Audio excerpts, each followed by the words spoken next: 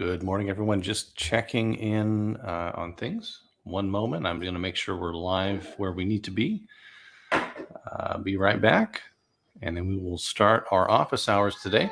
Feel free to ask any questions you like. In the meantime, be right back.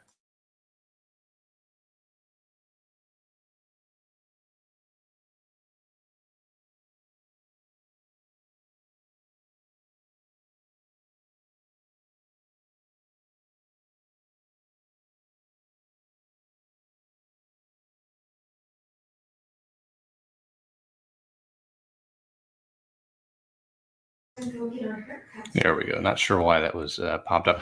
All right. Hey, welcome to Office Hours. Every Friday at 10 a.m., we do Office Hours. We have a topic that we discuss each and every Friday. Feel free to ask us what you want to talk about. I was actually talking to a new student that we had just, I believe it was earlier this week or maybe last week. And he talked about prospecting. So let's talk about prospecting today. If you have a question or anything that you want to talk about, let us know. If you're not part of the membership here with Straight Talk Academy, we do commercial real estate training, specifically tailored for people who are just getting into commercial real estate, or maybe you haven't done a commercial deal yet. At straighttalkacademy.com, you can sign up. We've got over 50 hours of training. And weekly, we do these office hours where we talk additionally about different topics and we answer questions live for anyone who has questions. So without further ado, I don't see any questions yet. Let's jump in. Today, we're going to talk about a couple things. We've talked about some of these before. I've kind of combined them. It might be a little bit of a longer office hours today with the training. In the meantime, if you have any questions, if you're looking at this later, feel free to ask any questions at all, any commercial topic at all, and we'll answer them. Today, we're going to talk about number one, fishing for prospects, and also a traditional method that you use to build your database. So we're going to start with how people traditionally build their database in commercial real estate, and then we're going to jump into maybe some additional ways that you can prospect outside of that traditional method. Okay. So let's jump in here. First of all, let's start with the basics. Okay. So as a commercial real estate agent, when I first was getting started, I didn't know what they did every day, right? So on residential side, what do you do every day? Maybe you door knock, maybe you do different prospecting methods. There's a whole gambit of ways that you can prospect in residential. In commercial, what do you do every day? Okay. Now, my question would be, what do you struggle with as a real estate agent? Whether it's residential or commercial, the answer is consistent leads. Okay. Biggest part of our business in commercial, and residential too, is prospecting. Okay. And for commercial, we can't go door knocking, right? So I've got a list of 1,000 properties in Sacramento. The owners of those properties don't live there. Okay. They live all across the country. So I can't just go door knocking to the owners of those commercial properties because, they're all over the place. So what do? I do cold calls. Okay. So prospecting is going to be the biggest part of building your business as a commercial real estate agent. And very basically, most commercial agents that are very successful, they maintain a database of 1,000 to 2,000 usually properties. Okay, so you pick a farm, you pick an area, whatever that may be. It could be office buildings, it could be residential, multifamily. It could be retail strips, right? So I deal with retail strips myself. I deal with net lease properties, and you build a database around those properties. The owners, the rents of the properties. You connect with them regularly. Okay. So that's 1,000 to 2,000 buildings that you don't manage them, but you run analysis for those properties on a regular basis. You're trying to connect with them every 60 days, that kind of thing. Now, if you build up to like I say here, 5,000 prospects, like you are killing it. Okay. So that is the tippy top of the commercial ladder would be if you have a 5,000 building database and you're connecting with them regularly. you are going to be over $1 million, well over $1 million commercial agent. You're going to be a top producer if you have 5,000 contacts, right? But very basically, as a commercial agent, traditionally, you're going to build the database. So that first means you're going to be doing cold calls. Okay, you're going to be calling them for the first time. A lot of times those owners are just not going to be receptive. They're going to say not interested, hang up on you. It doesn't matter. They get those all the time. So just keep calling them, be consistent, connect with them, add them to your database, and then start connecting with them regularly. I have down there number 4, 23 touch per year contacts. So that's calls, emails, actual physical mail, live meetings if possible. Maybe you closed a deal, you notify them there, etc. Okay, so you're going to connect with them to be top of mind at least 23 times a year. That can be calls, but that can be emails, physical mails, live meetings, all that kind of stuff, right? Generally speaking, if you talk to someone, 5% of them are going to be ready to list or sell immediately, okay? That doesn't mean they're going to want to list or sell with you. If this is the first time talking to someone, they're probably just going to say get lost, even if they're ready to sell. Okay, so this is a consistent process that you're going to be over and over again connecting with your database. This is a traditional method of going about things. We got a question here. Building my database of commercial real estate prospects through cold calling expires. What are avenues I should go about finding new property owners? So I've got a notice on my calendar every single month. I call on new property owners. Okay, so when you've got your database, I'm talking here about maybe 1 or 2,000. Pick 1 or 2,000 properties, and every time that farm, anyone in that farm sells or buys something, you should get a notice. Okay, so I use CoStar. You could use Reonomy. You could use Prospect Now. They're going to be updated with the public information once something happens, and you can have a notice.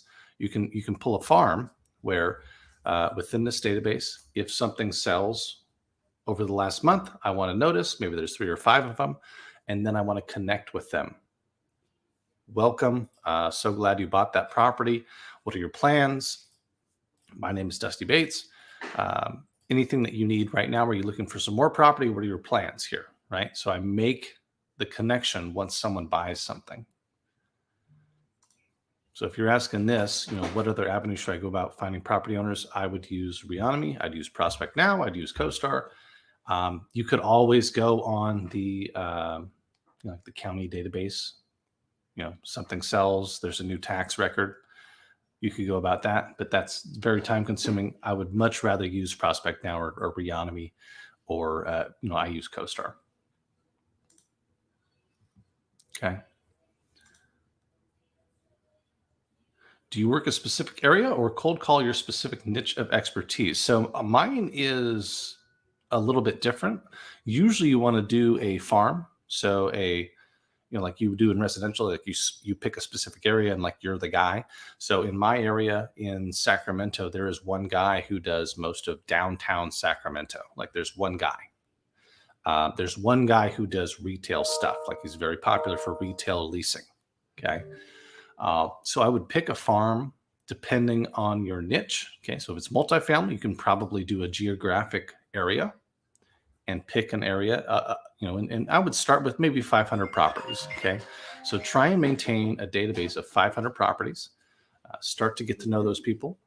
And then once you're regularly talking to them, maybe start to grow that, part of your day. And we'll talk about this in a bit. Part of your day should be cold calls or just calls. Every single day, you should be calling people that you have not spoken to in the last 60 days. Now, if you don't have a database, these are all going to be cold calls. Okay.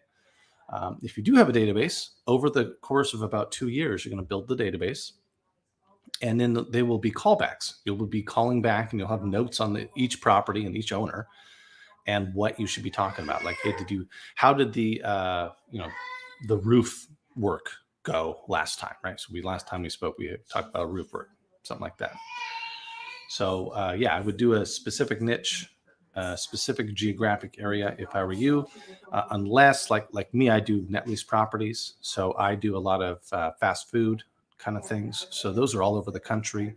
A lot of times I'm dealing with the franchisee who might be looking for a new location. So I could deal with an investor who wants to buy a location, and then we build it up, and then we lease it up to the franchisee, or the franchisee is doing a sale leaseback. So I do stuff all across the country.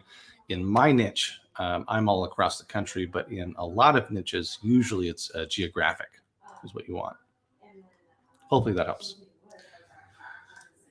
All right. So number one, you want to be a $1 million GCI agent. Build the database. Doesn't have to be 5,000. Start with 500.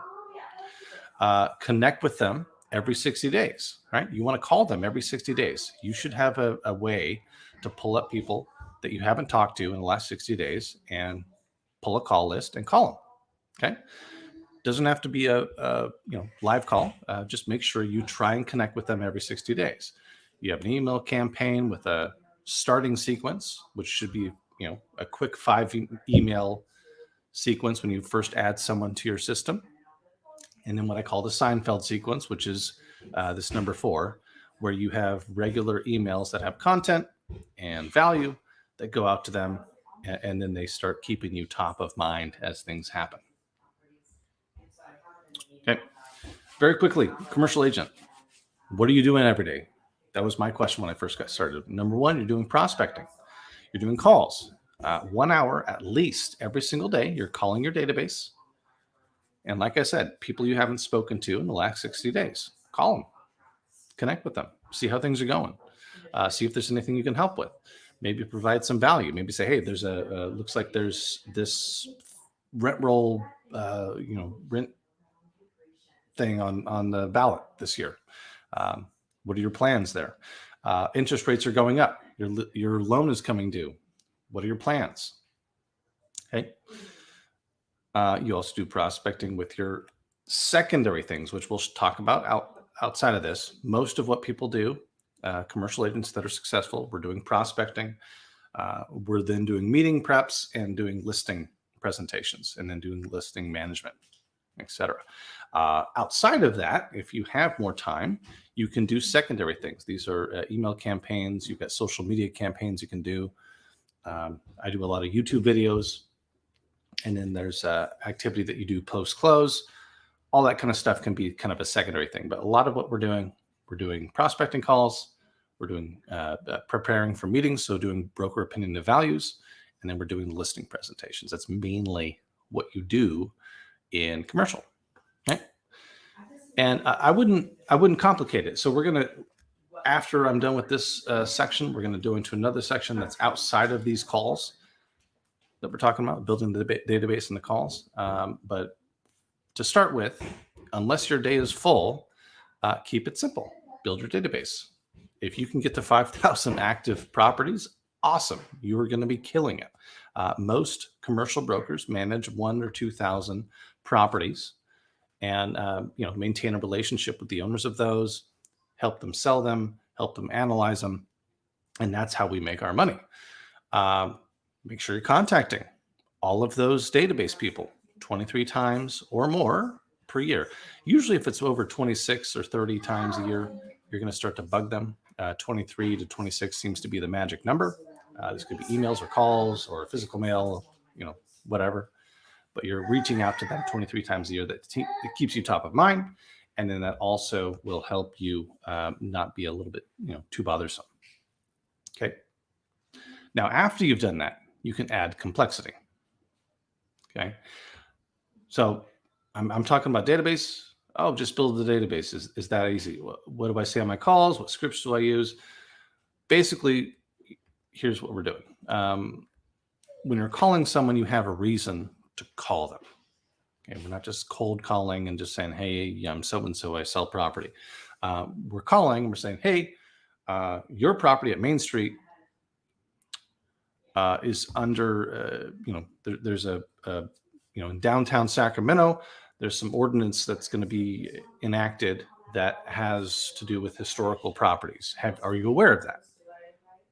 No. Okay. Well, let's talk about that. Okay. So I have a reason to call so-and-so in downtown Sacramento because there's an ordinance that's going on that they may not be aware of. Now we have a conversation. Now I have a relationship with this person. Okay. Now my whole goal for this is to do a listing, right?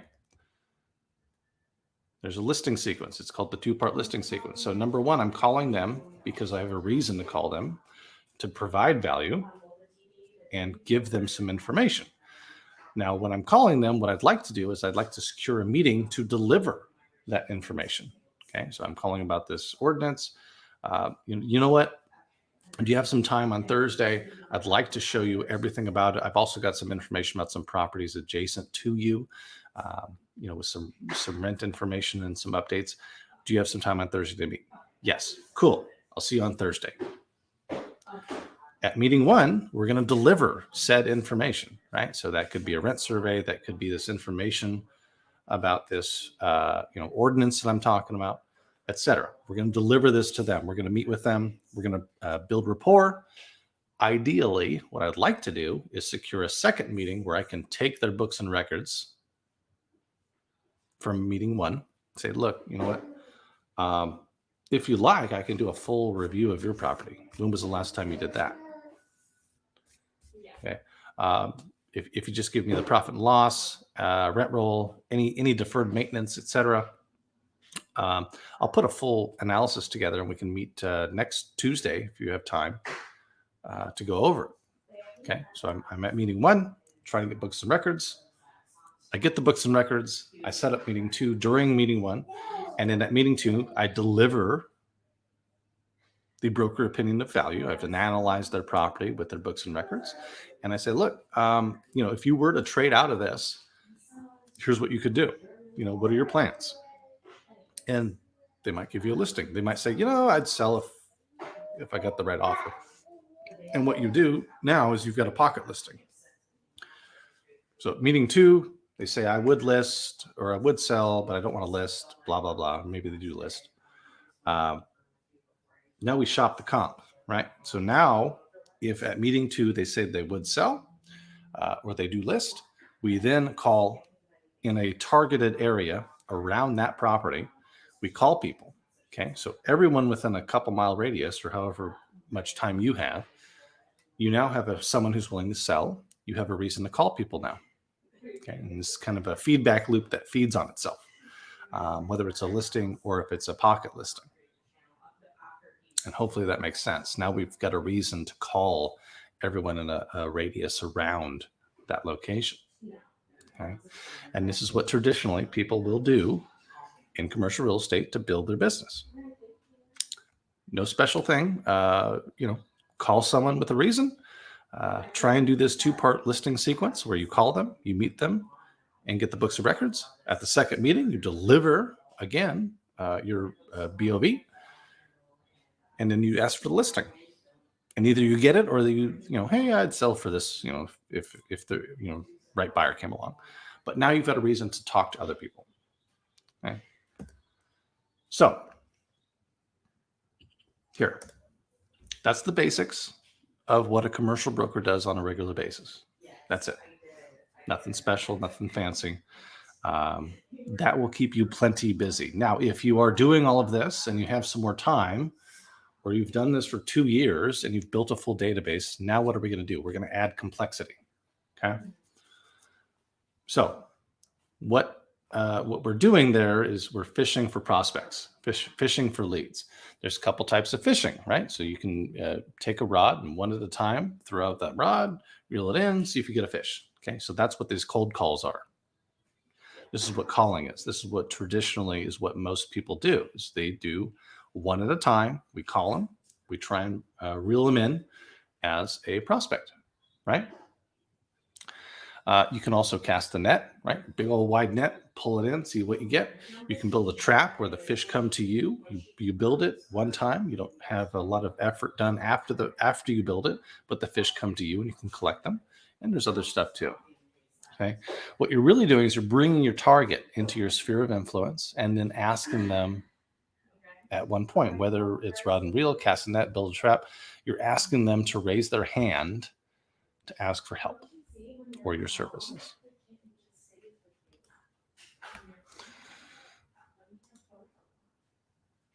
Another question here. How do you recognize value opportunities for your prospect?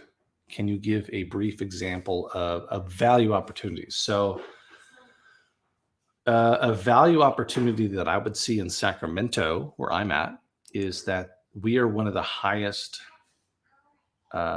rent increased locations, cities in the country over the last 3 years running. I think we're number one for the biggest increase in rent.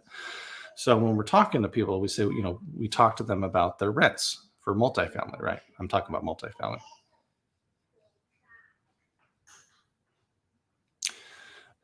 When we're talking about multifamily, a lot of times owners will resist, and this goes for a lot of things, but they'll resist raising rents because they don't want the vacancy. And so what I can talk to them about is, when was the last time you raised rents? Okay, why not? And they say it's, well, I don't want the vacancy. Well, that actually affects significantly the value of the asset. So if you were to sell it, what I would recommend is take a look at the rents. Okay, and you can give me your rent roll. I'll take a look at the rents. I'll let you know some advice that I might have to increase those rents, because that directly affects the value of the property.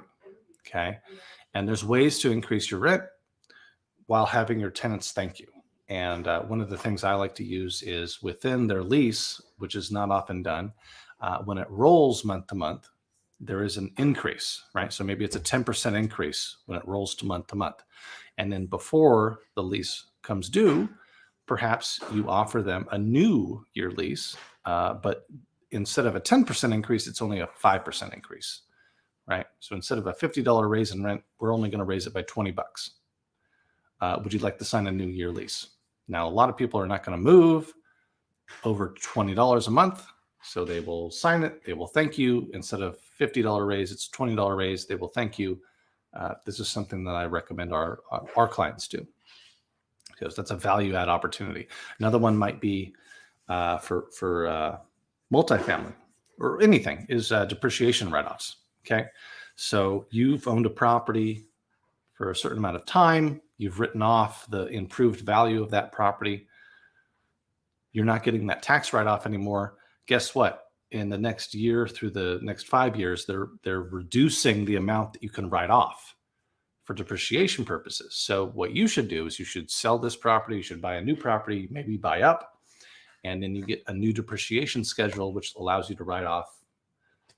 I just had a guy last year that wrote off $700,000.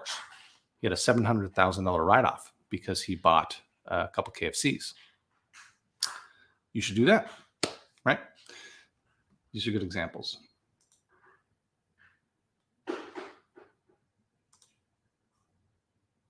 Good questions. Do you pitch a potential pocket listing to other brokers? What info do you hold back on, or do you try and land the buyer yourself? So there's a couple sites. There's one site, Crexi, CREXI, that allows you, I've actually got a Rite Aid on there right now. It allows you to put a listing up that you don't have necessarily a signed listing or commission agreement on. It allows you to hold back all of the pertinent information until someone signs a non-compete, non-disclose agreement. So they can't go around you. Okay. And then it will release the information to the prospect, whether that's a broker or a buyer. So you can go on Crexi, put things up there. A lot of times when you've got a pocket listing, you're trying to go directly to the buyers, right? So I've got really a reason to call and talk to someone. And that's really what you do with the pocket listings. You tend to shop that around to prospective buyers directly so that you can make the deal happen and get both sides, essentially. Talk a bit about outside of calling, right? So rod and reel, this is going to take a lot of time. We're directly connecting with things. These are examples like cold calls. We're doing lunch or coffee meetings directly. So we're one by one using our time to connect with someone, whether that's cold calls or meetings or perhaps networking. We like to use the golden referral method, where perhaps we have industry adjacent people, perhaps an estate attorney, divorce attorney, people like that we might meet with, say, hey, if you need an analysis of a commercial property, let me know. I'd be happy to do that. But also, we meet with them. We schedule perhaps a lunch meeting or a coffee meeting for 4 of these people, right? So 1 per week, right? And we're doing this regularly, right? So we're going to pick 4 people that we really think are good connections on a golden referral method. We're going to try and meet with them once a month, right? So 4 of them, 1 per week for you, but once a month for them. We're going to try and connect with them. And what we tend to do is give them referrals. So estate attorney, we're going to give them referrals for people that might need that. But also we're going to go on their LinkedIn or social media and find people that we want to connect with. And we're going to sit down with them and say, hey, here's a referral. Talk with them for a bit, but also, hey, I noticed you were connected with so-and-so on LinkedIn. Do you actually know them? And they'll say, yes.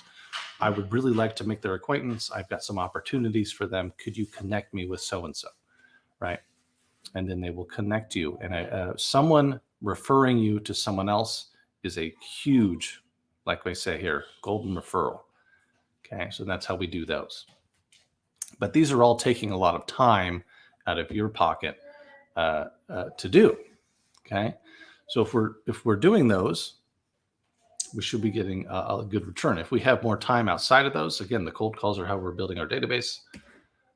We should be doing other things too, so we can expand on what we're doing. So this could be casting a net.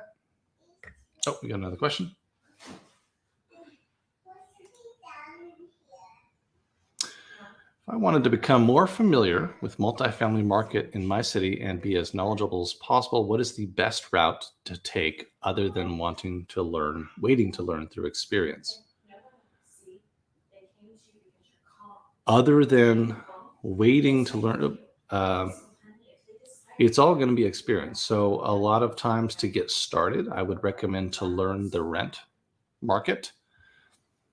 Okay, so pick a farm, pick an area, know how many properties are in that area, but before you start calling these people, get to know the rent market in that area. So call all of the rental properties, right? So things are available for rent. Call the property manager. Get to know that property through the property manager. Get to know the rents for that property. Get to know the amenities, all the upsells, all the premiums that they're paying for, like perhaps in-unit washer dryers. Okay. If you get to know that, then when you call so-and-so down the road and you ask them about the property and they say they don't have in-unit washer dryers, and you happen to know that there's a $200 a month premium for in-unit washer dryers, and it costs perhaps $7,000 to put those in there, you can then communicate that to this new owner that you just called, and you can provide a huge amount of value to them. Say, look, down the road here, they've got the washer dryers and unit. They're getting $200 a unit premium. I'm being told it's about $7,000 a unit to throw these in there, depending on your layout. If you were to add those in, your rents could go up by X. This could increase the value of the property by Y, which could then allow you to trade out into something with a lot more income, but also less management requirements. Okay, so start by getting to know the rents and the amenities and what premiums they're charging for those amenities. And it could be you just walking straight into the rental office. Okay, depending on the size of the property, right? So if we're dealing with 50 plus units, you've got on-site. If you're using stuff in 16, 15 or 15 units or less, there's usually not an on-site. We're dealing with the owner usually. So it depends on what you're dealing with, but you could do that. All right. So other than directly calling and connecting with people, you can cast a wide net. You can do postcard campaigns, paid ads, email blasts to your database. You can do podcasts. Like I said, I do a lot of YouTube. Okay. So YouTube is very, very helpful. but this is a net. So we're doing, and usually this will cost money, right? So postcards cost money, paid ads cost money, email blasts, not necessarily, but you have to have a database in place ahead of time. Podcasts to, YouTube to produce all that stuff can cost a bit of money, but you're casting a net out. And then from there, they're coming to you. Okay. Not as targeted, a bit more costly, and not very accurate, but you're casting this net out, and then you cast the net out and it pulls into you. Other way would be to, and this is a lot time intensive up front, but you could build a trap. So you could build a lead magnet. I have a lead magnet that I use. Organic traffic methods. So your organic traffic is going to take time and patience, but you're going to actually organically create content over time that you build once, right? Each of those little pieces you build once, people start to connect with it and then come to you. Okay. Webinars, right? Maybe you have an evergreen webinar that goes off once a week. That's something too. So now, once you've pulled, sorry, my daughter's here. Now, once you've pulled your lead in, you have to maintain it, right? So you don't just call someone once and then, okay, maybe I connected with them and then that's it. You need to maintain the relationship. Okay, so once whatever you're using, you pull in that lead, you've got them in your database, you need to manage that. You need to provide value constantly. You need to be top of mind. That's where that 23 touch campaign and Seinfeld campaign comes in.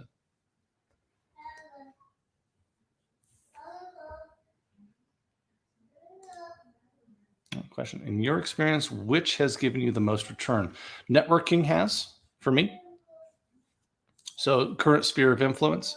But that sphere of influence is grown by doing calls. Okay. And doing postcards. So I do postcards, I do calls, I do my YouTube channel. And all of those combined has helped me grow my database. And from my database is where I've gotten the most return. This is networking within my database. Okay, so step 1, grow your database. Step 2, work the database. And that's where you'll get almost all of your business will be from people who you've connected with from various ways, whether that's through doing a free brokered opinion of value from a postcard, or that's from a call where you wanted to do a rent survey for someone.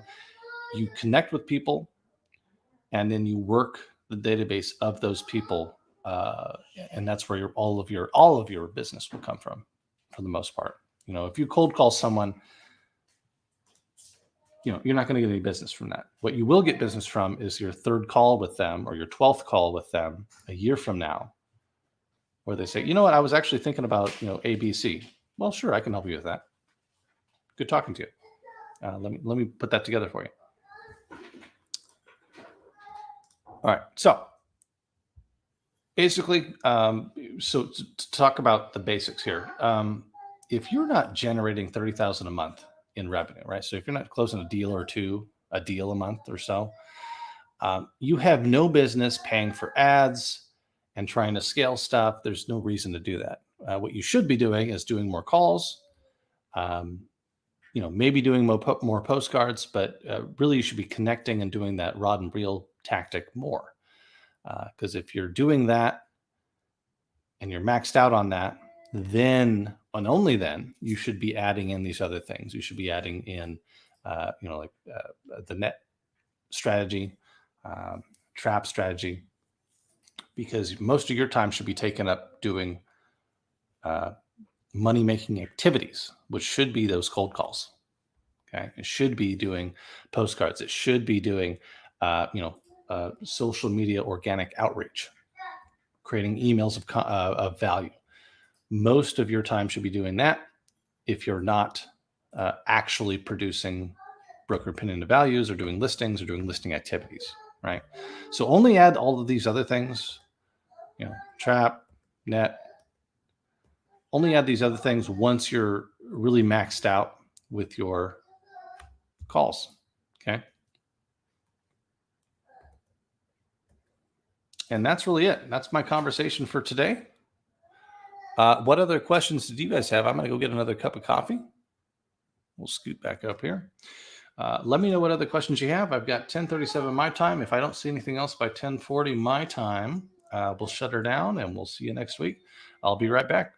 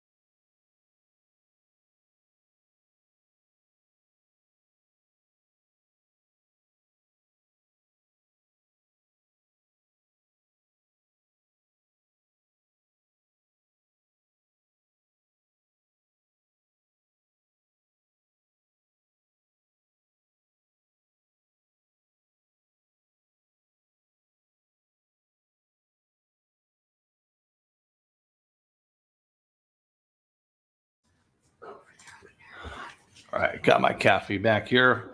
Realistically speaking, how long does it take to see a return from your database? Depends on your database. So, do you have a database of people that you know already, or do you have to build one? Okay. Usually, you talk residential, maybe 3 months or so to see, residential sales if you're really hitting the pavement. Commercial, it can be 6 months or more. If you want to fully build out your database, it's generally going to be about 18 months, right? So if you're every day doing calls and building your database from scratch, 18 months from now, you should be really, really rocking and rolling. Okay. About 6 months in, you should start to see some return. Sorry about that. I got to reset that. But generally speaking, about 6 months in, you should start to see some deals rolling. Okay. And you should really be cranking things out after about 12 to 15 months. And then 18 months in, you should be, instead of cold calls, you should probably at that point, if you're really doing what I'm saying, you should be doing callbacks for the most part. And then some of your day could be cold calls to build your database further, but most of your calls will just be callbacks to people you've already spoken to after about 18 months, which is a lot funner than, hey, I'm so-and-so, you've never spoken to me, right? So that tends to be the best way to go.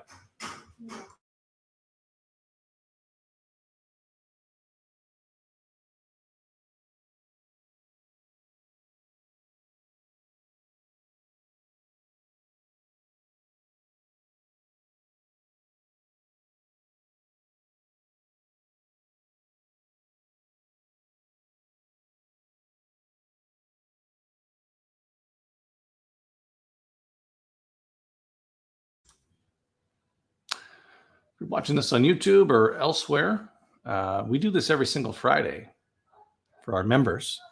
We do different topics. The whole point of the topic is so that you can join us and you can ask questions during the topic. It's just not a bunch of dead space. Pretty much this is what I was talking about today. We're all done with that. But if you have other questions, if you're watching this after the fact and you have questions, feel free to type it in the comments. If you'd like to join us and you haven't joined us yet, once a month or so, we'll kind of let you in and see stuff like this. So we're up on YouTube here. Join us at straighttopicacademy.com. And, you can ask these questions live directly from our group. We also have 50 plus hours of training, and we've got all of our tools and resources that we've used over the years available to you. You just got to join us at straighttopicacademy.com. I'm going to give it a couple minutes here. If I don't see any more questions by 10:45 in the next 3 minutes, I will go ahead and shut it down. If you want to see a topic next week, let us know. Happy to chat about whatever you guys like. Or I'll just kind of pick and choose if I don't see anything but what I want. I'm in the background here having my coffee. I'll be right back.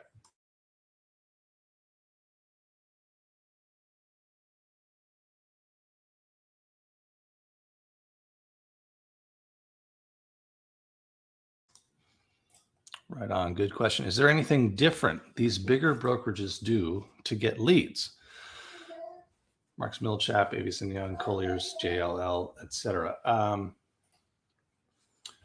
They will work internally for the most part. Okay, so they've got a lot of inventory company wide, and my brokerage is building to that too. So they will take your prospect, right? So you go online, you look for something. You need to sign in or submit your information to a lot of these places in order to get the brochure, in order to get any information about the listing. Okay, so this might be on LoopNet or CoStar, but to get the full brochure, you need to log in and give them your information about what you want and who you are, broker, investor, etc., to get that information. And what they do is they internally market things. Okay, so M&M takes a listing, they're not going to put it on the open market for 3 weeks because internally they're going to be shopping it to their internal list. Okay, and they build their list by doing that, and they also build their brand by doing that too. Okay, so I work with a lot of net lease properties. There's maybe, I want to say, a dozen national net lease listing services. And what they all do is they take your information and they have a full database of people that want to buy that specific type of property. Every time there's a listing, they shoot it out to them. Okay. So outside of these calls, what I went through, the standard, that's an M&M standard procedure is, they want you calling 50, they want 100 dials per day. That's their goal, 100 dials per day. If you don't hit 100 dials per day, if you don't hit 250 contacts, people you've spoken to per week, you're fired, right? So they take their junior agents and that's what they do. So outside of that, I can't really think of other ways that they do things, but it's really just building that brand and just building its personal brand, right? So you personally calling this farm, they want to know your name. You need to have your name be the brand. It's not just Marcus and Millchap here, right? It is you who do these things, right? So the guy in my marketplace does, downtown Sacramento multifamily between 5 and 30 units. That's all he does. He is the guy to call. If you have anything downtown, everyone knows to call that guy. And it's because he does his calls every day. It's because he works his farm every single day. And I would recommend you do the same. It's just going to take a while.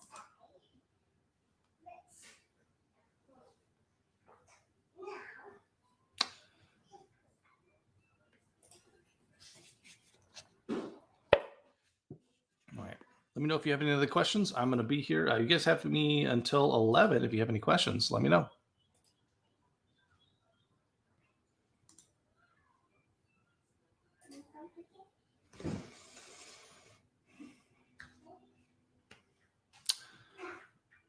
So here's one topic I would suggest is how to stay motivated, not get discouraged, especially when you're new on the job and can work very hard on calls and prospecting, yet not to see a return until much later. Yeah, well, that's the trick, right? So we're working real hard. I recommend you don't get burned out. A lot of people, what they'll do. So I liken it to the gym, right? So someone will say, I'm going to get in shape. And they'll go to the gym, for an hour and a half for 5 days and just eat only like chicken and asparagus, right? They're just like going full on. And then they'll burn out after a week, right? So what would be much better is if you did something that you can maintain over a period of time. It's ideal thing to do versus prescriptive thing to do, that you prescribe something to someone that they can maintain. It may not be perfect, but it's something they can do for a long period of time, right? They can maintain that over time. So what I would suggest and I guess we can talk about this next week if you guys like. What I would suggest is we go ahead and pick a series of prospecting that will allow you to maintain it. That's not going to be something that you burn out on.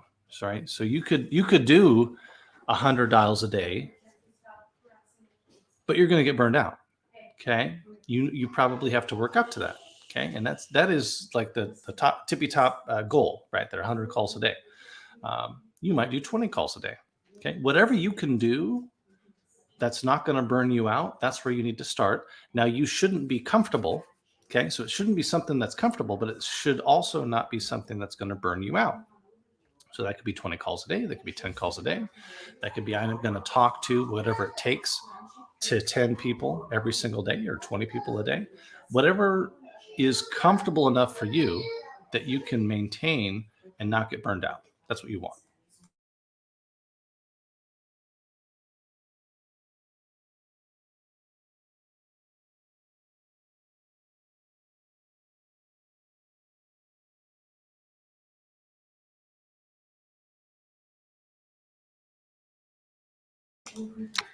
All right, I've got 10:49 my time. I'm going to give it a couple more minutes. Again, you got me till 11 if you like.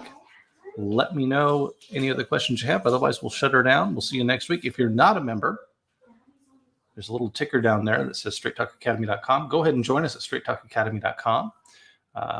Plenty of training up over there, as well as weekly. We do these Friday meetings where we discuss different topics. We answer questions. We've helped people with contracts before. We've helped people with letters of intent. Whatever you need, once you're signed up, we're here to help. A lot of this commercial training is very expensive. This is probably, I think, the least expensive way to go about learning commercial real estate. I'll be right back.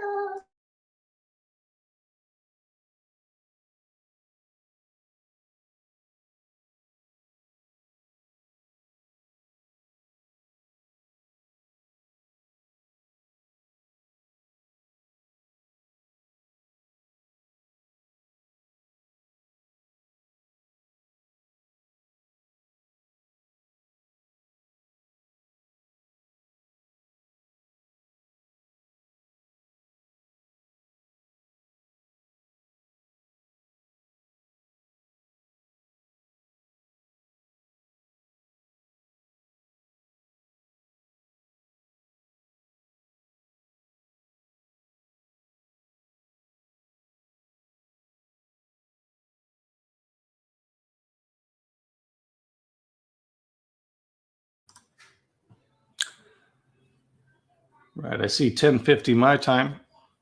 Not seeing any more questions. I'll give it a minute or two. If I don't see anything, we'll shut her down. Let me know what you want to talk about next week. Any commercial topic? We've covered gas stations. We have yet to cover agricultural. I've sold some vineyards. It was very educational for me. Let me know what you want to talk about next week. Okay, I'll give it a minute or two, and then we'll shut her down. We'll see you next week.